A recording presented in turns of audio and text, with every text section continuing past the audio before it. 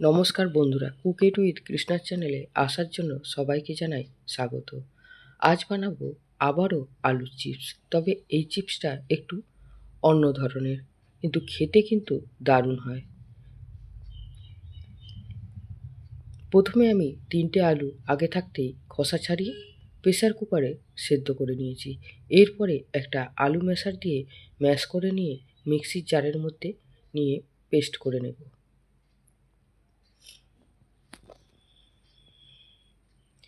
এরপরে পেস্ট করে নিয়ে একটা বড় থালার মধ্যে বার করে নেব।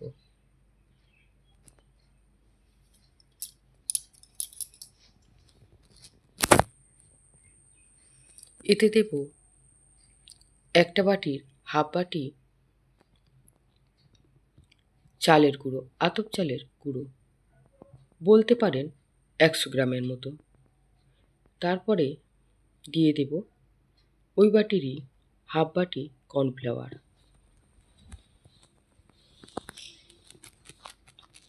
এরপরে এতে আমি দিয়ে দিয়েছিলাম সামান্য একটু নুন। ভালো করে এবার মাখিয়ে নেব। ওই হাফ বাটি কর্নফ্লাওয়ারে হলো না, হাফ বাটি অর্থাৎ 150 গ্রামের মতো। এতে আরও 50 গ্রামের মতো কর্নফ্লাওয়ার দিয়ে দিলাম, দিয়ে ভালো করে মাখিয়ে নিলাম।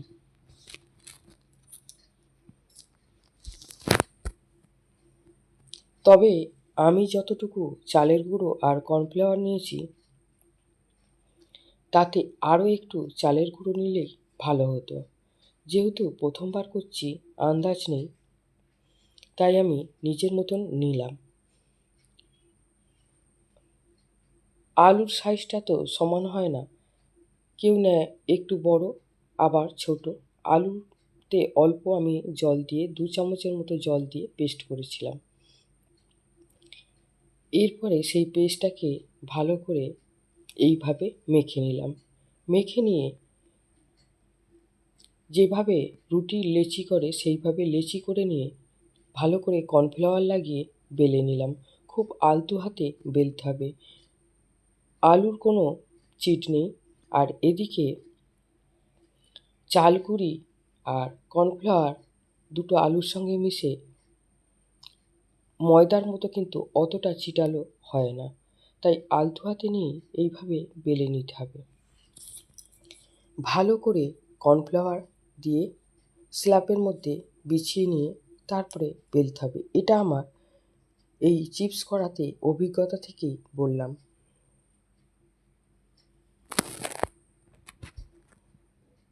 এর আগে আমি বহুবার নানা রকমভাবে চিপস করে দেখেছি।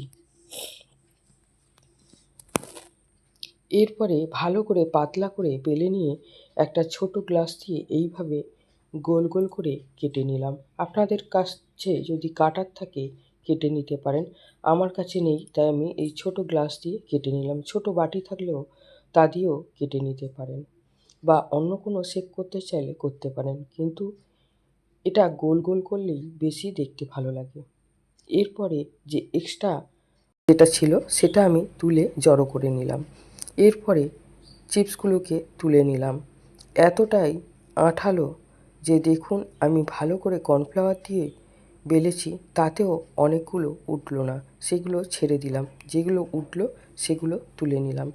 এইভাবে যেগুলো চিপস কাটার পরে এক্সট্রা ছিল সেইটাকে নিয়ে আবার বেলে নিলাম। নিয়ে এইভাবে বড় করে পাতলা করে বেলে একটা কাঁটা চামচ দিয়ে এইভাবে ছিদ্র করে দিলাম। আগেরটাতে করা হয়নি, সেগুলো ওই গোল গোল করে নিয়েছি, তার মধ্যেই করে নিয়েছি যে ওই রকম কাঁটা চামচ দিয়ে। এরপরে আবারও গ্লাস দিয়ে কাটার পরে এক্সট্রা যেটা আছে সেটা তুলে নেব। বেশি করে কর্নফ্লাওয়ার না দিলে বেলে তোলা খুবই মুশকিল।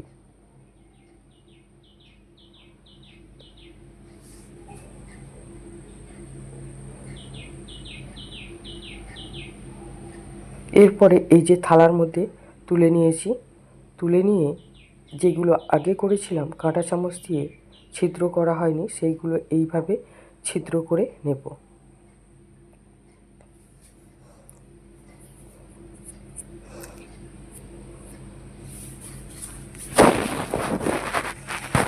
এইভাবে সমস্ত বেলে নিলাম।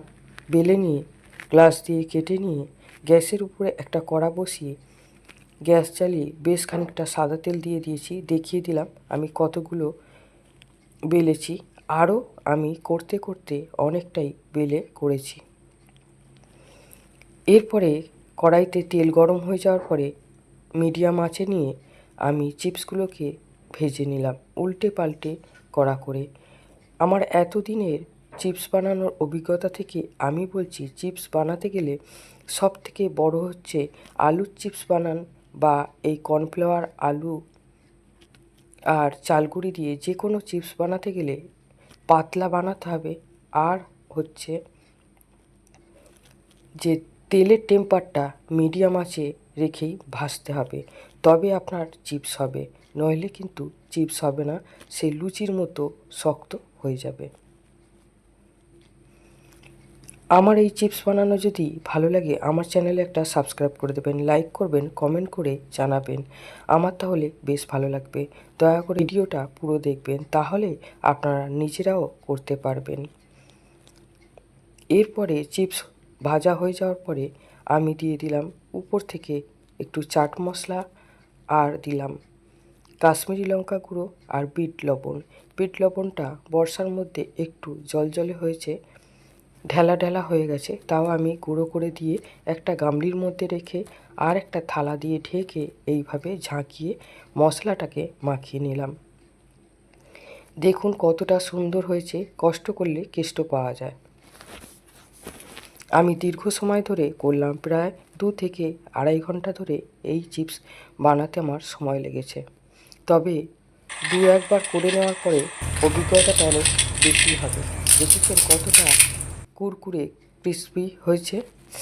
আবার আসছি নতুন কোনো রান্না নিয়ে। ততক্ষণের জন্য নমস্কার। আপনারাও বাড়িতে এইভাবে চিপস বানিয়ে খান, বর্ষার দিনে দারুণ লাগবে।